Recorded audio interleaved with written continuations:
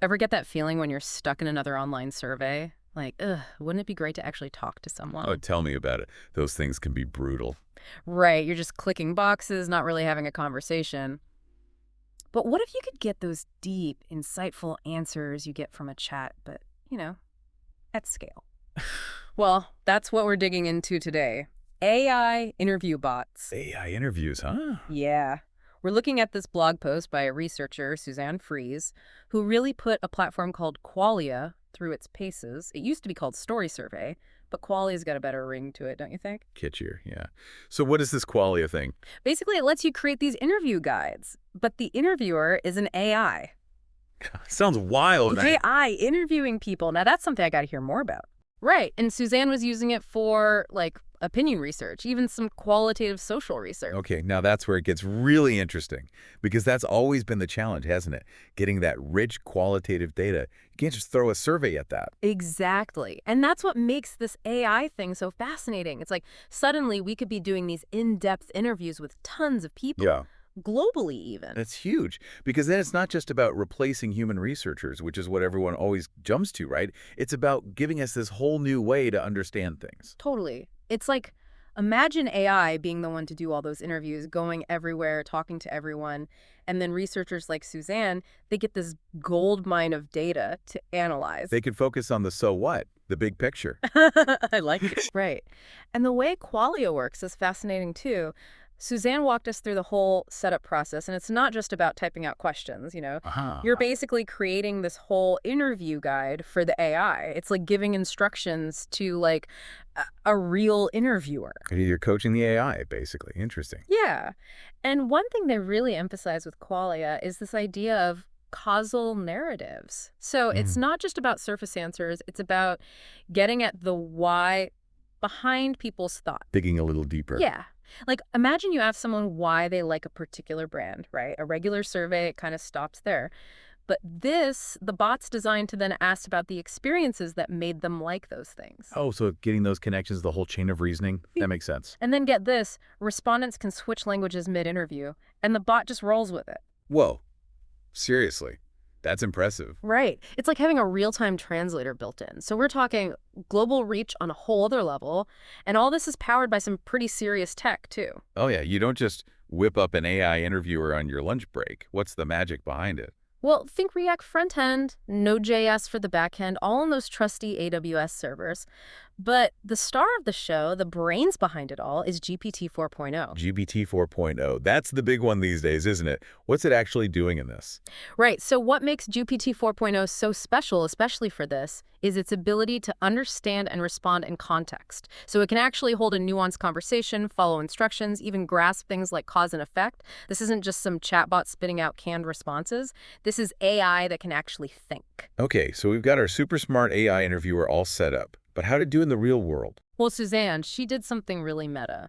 She used Qualia to interview participants in a workshop about AI in qualitative research. Whoa, whoa, whoa, hold on. So they're getting interviewed by an AI about AI. That's kind of trippy. What did people think? Were they freaked out? It was a total mix of reactions, which honestly isn't that surprising. Some folks loved it, said it was way better than those boring old surveys. Others, not so much. Some found the bot's responses a little too, I don't know, predictable, like it was missing that human touch. Yeah, I can see that. Even with how good AI is getting, it's still AI. It hasn't figured out how to really connect with people emotionally yet, has it? Exactly. And that's where things get really interesting. Suzanne actually shared this example in her post where a respondent was kind of turned off by how the bot reacted to something they said. Oh, what happened? So the person was talking about this negative experience they had, and instead of being empathetic, the bot went into like, oh, well, at least you can learn from this mode. Oof, we've all been on the receiving end of that, and it never feels good. Right. And it just shows, even with all its smarts, AI still has a ways to go when it comes to emotional intelligence. Like, it's a tool, and like any tool, we got to know how to use it right. For sure. So with those bumps in the road, was Suzanne still hopeful about AI's role in research? Oh, absolutely. She actually sees AI as this way to have more natural conversations with data. Like, imagine having a research assistant that can gather, organize, and analyze information in ways we haven't even dreamed of yet. It's like we're talking about assembling this dream team for research, humans and AI, each bringing their A game. Exactly. AI can handle all that heavy lifting, the number crunching, the data diving, and that frees us humans up to do what we do best. The creative thinking, the emotional intelligence, making those connections that AI might miss. It's about understanding the nuances, the context, and Suzanne, in her blog post, she lays out some really compelling arguments for both the benefits and the potential downsides of all this. And one of the biggest advantages she highlights is, like you were saying, the ability to take research global. Like, imagine collecting data from every corner of the world. That's always been a huge barrier for researchers, just logistically. And it's not just about logistics, right? It's about bridging those cultural gaps, getting those different perspectives, and AI that can work across languages. That could be a game changer for that kind of research. Absolutely. And here's another mind-blowing thing. This AI, it's constantly learning, right? It's like having a research assistant that just gets smarter and more efficient over time. The more data it's exposed to, the better it gets at asking the right questions, Yeah. spotting those patterns. It's a bit like, well, it's a bit like us, isn't it? We learn from experience. And so does this AI. It makes you wonder, where will this technology be in 5 years? 10 years. It's exciting and a little bit daunting at the same time. It is. We're talking about a future where the way we gather and analyze information could be radically different. And it's not like we can just hit pause on all this, while we figure things out. It's already happening. It is. So how do we navigate this? What's the responsible way forward? That's the big question, isn't it? Yeah. We need to be excited about the potential. Absolutely. Mm-hmm. But also realistic about the limitations, especially in fields where human connection, that empathy, is so vital. It's finding that balance, right, between embracing the possibilities and making sure we're not, like, throwing the baby out with the bathwater. Exactly.